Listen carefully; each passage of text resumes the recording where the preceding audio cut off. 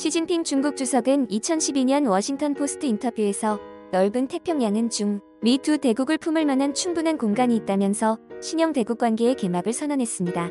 그런데 약 10년 후인 지난 3월 미국 앵커리지에서 열린 미중 고위급 회담에서는 두 나라의 주도권 경쟁이 가치와 체제 경쟁으로 확산되는 심각한 양상으로 나타났습니다.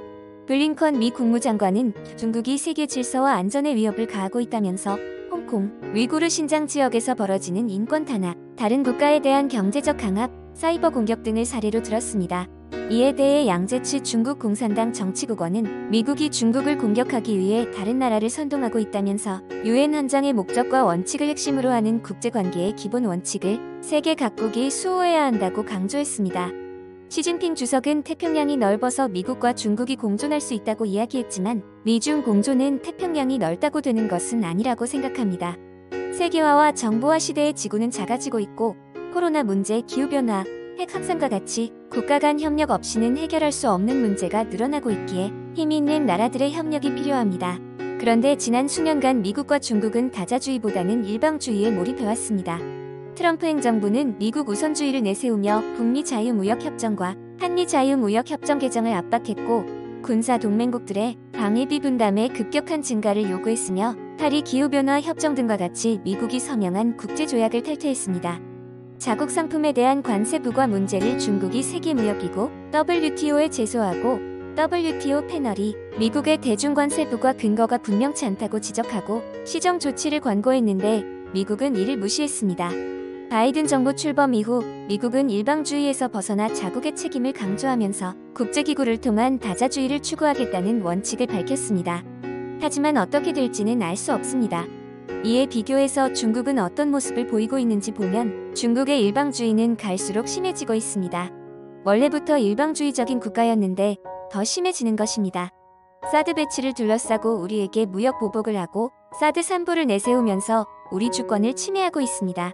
모리슨 호주 총리가 작년에 코로나19의 기원에 대한 국제조사를 촉구했는데 중국은 이를 정치적 계략이라고 비난하며 중국 소비자들이 왜 호주산 쇠고기와 와인을 먹어야 하는지를 고민할 것이라고 경고하더니 쇠고기 수입은 절반으로 줄이고 와인에 200% 관세를 부과했습니다.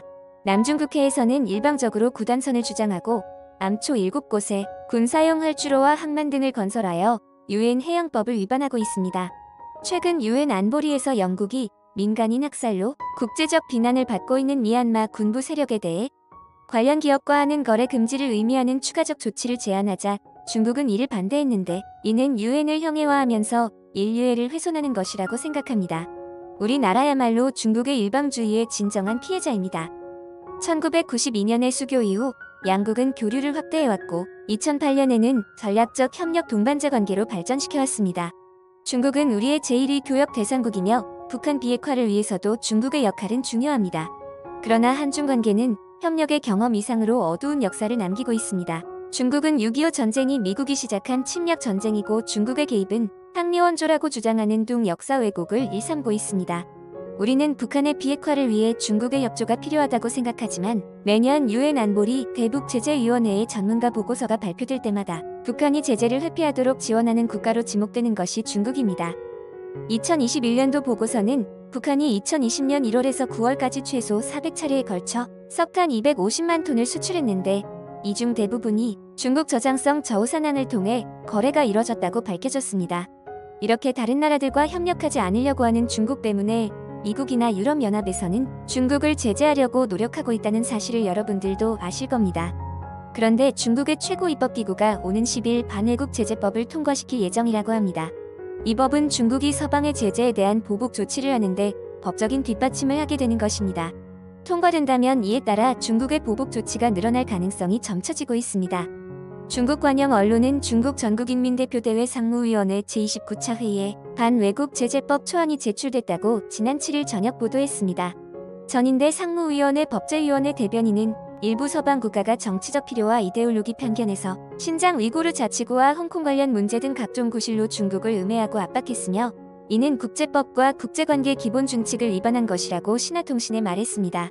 또 서방 국가들이 자국법에 따라 중국 관리들을 제재해 중국 내정에 난폭하게 간섭했다고 덧붙였습니다.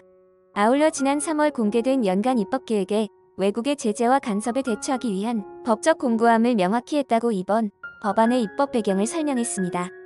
법안의 세부 내용은 아직 공개되지 않았습니다. 한95는 전인대 상무위원회는 통상 법안 통과 전에 3차례 심의를 거치지만 법안의 모든 면에 인식이 일치하면 2차례만 심의할 수 있다고 말했습니다. 이어 반외국 제재법 초안이 지난 4월 1차 심의에 이어 이번에 2차 심의에 오른 것을 언급하면서 곧 표결이 있을 것이라고 지적했습니다. 전인대 상무위원회의 이번 회의는 7에서 10일 열리므로 반외국 제재법은 오는 10일 통과될 것으로 예상되고 있습니다. 홍콩 유일의 전인대 상무위원인 카뮤충은 법 초안이 전날 오전 상무위원회 회의 시작과 동시에 의제에 포함됐으나 오는 10일 오후 통과될 때까지 비밀 유지를 통보받았다고 홍콩 사우스 차이나 모닝포스트에 밝혔습니다. 치카이 중국 정법대 세계화 글로벌 문제 연구소 교수는 미국 등 서방 국가가 홍콩, 신장 등의 문제로 중국을 제재하는 일이 점점 많아졌으며 중국도 여러 차례 대응 조치를 내놨다고 한국15에 말했습니다. 그는 이런 상황에서 중국이 반외국 제재법을 마련하는 것은 외국의 제재에 반격하는데 법률적 뒷받침을 제공하는 것으로 매우 중요하다고 강조했습니다. 치 교수는 일부 국가가 자국 법률에 따라 중국을 제재한다고 하는 이상 우리의 대응도 명분이 필요하며 법에 따라야 한다고 말했습니다. 그는 SCMPA 법의 제정으로 보복 제재가 증가할 것으로 보인다고 말했습니다. 다만 해당 법이 목표를 더 정밀하게 설정하고 국제 규범과 보조를 맞추도록 하기 위해서는 다듬을 시간이 필요할 것이라고 설명했습니다. 라오시우카이 중국 홍콩 마카오 연구협회 부회장은 미국은 개인의 자산을 동결하거나 제재를 부과하기 위한 모든 종류의 법을 가지고 있다면서 이제 중국도 제재 수단을 개선하길 원한다고 말했습니다.